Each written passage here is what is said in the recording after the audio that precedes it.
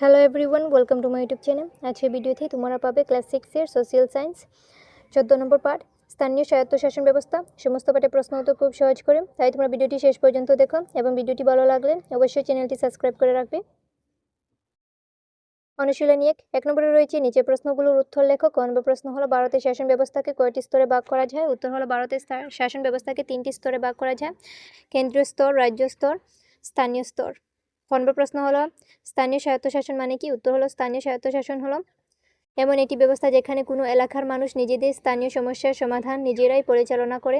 গ নম্বর প্রশ্ন হলো স্থানীয় স্বায়ত্তশাসনের প্রয়োজনীয়তা কী তা উল্লেখ করো। উত্তর হলো স্থানীয় স্বায়ত্তশাসনের প্রয়োজনীয়তা হলো স্থানীয় মানুষ নিজেদের সমস্যাগুলো সবচেয়ে ভালো বুঝে, তাই তারা সহজে সমাধান করতে পারে। এতে কেন্দ্রীয় সরকারের কাজের চাপ কমে যায়, জনগণের প্রশাসনিক জ্ঞান ও দক্ষতা বাড়ে, সরকার পরিচালনায় সাধারণ মানুষের অংশগ্রহণ নিশ্চিত হয়।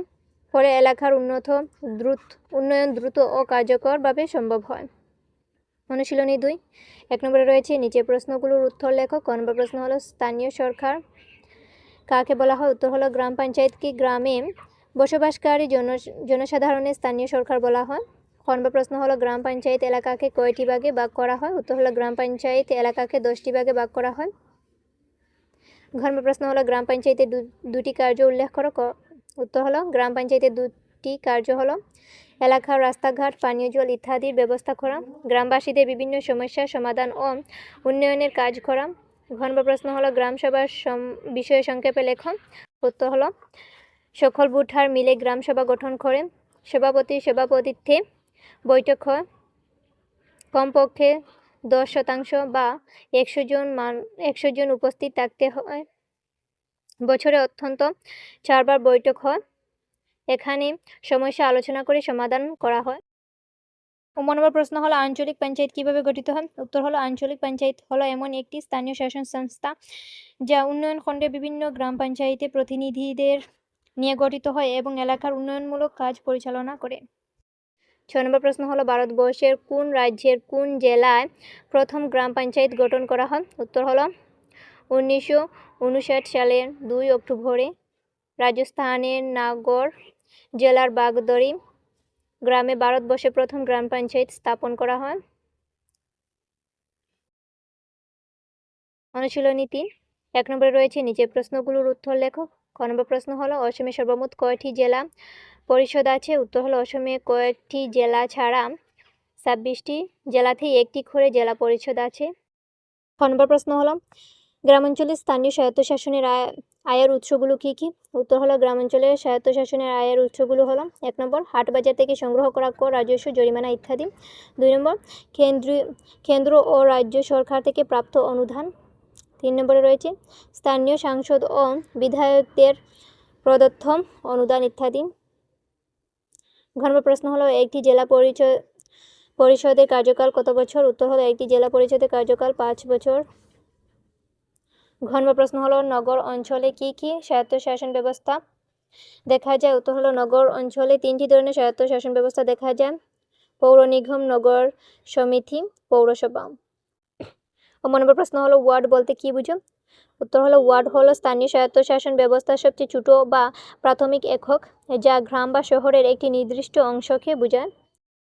2 নম্বরে রয়েছে একটি অঞ্চলকে নগরে পরিণত হতে হলে অঞ্চলটির কি কি বৈশিষ্ট্য থাকা প্রয়োজন? উত্তর হলো একটি অঞ্চলকে নগরে পরিণত হতে হলে জনসংখ্যা কমপক্ষে 5,000 হতে হবে, প্রতি বর্গ কিমিতে জনসংখ্যার ঘনত্ব 400 জন হতে হবে, অত্যন্ত 75% মানুষকে কৃষির বাইরে অন্য পেশায় যুক্ত থাকতে হবে। এই বৈশিষ্ট্যগুলো থাকলে একটি অঞ্চলকে নগর হিসেবে ধরা হয়। 3 নম্বরে রয়েছে নগর অঞ্চলের স্থানীয় শাসন ব্যবস্থার স্তরগুলো গঠন প্রণালী বর্ণনা করো। উত্তর হলো নগর অঞ্চলের স্থানীয় শাসন ব্যবস্থা মানুষ ভোট দিয়ে প্রতিনিধি নির্বাচন করে এলাকা ওয়ার্ডে ভাগ করা হয়। স্তরগুলো নগর সমিতি 7 থেকে 20 জন সদস্য, প্রধান সভাপতি, সদস্যদের বলা হয় ওয়ার্ড কমিশনার, কার্যকাল 5 বছর। পৌরসভা 10 থেকে 30 জন সদস্য, প্রধান পৌরপতি, সদস্যদের বলা হয় কমিশনার, কার্যকাল 5 বছর। পৌর নিগম সর্বোচ্চ 60 জন সদস্য, প্রধান মেয়র, সদস্যদের বলা হয় কাউন্সিলর, কার্যকাল 5 বছর। এভাবে সদস্যদের নিয়ে নগর শাসন ব্যবস্থা গঠিত হয়।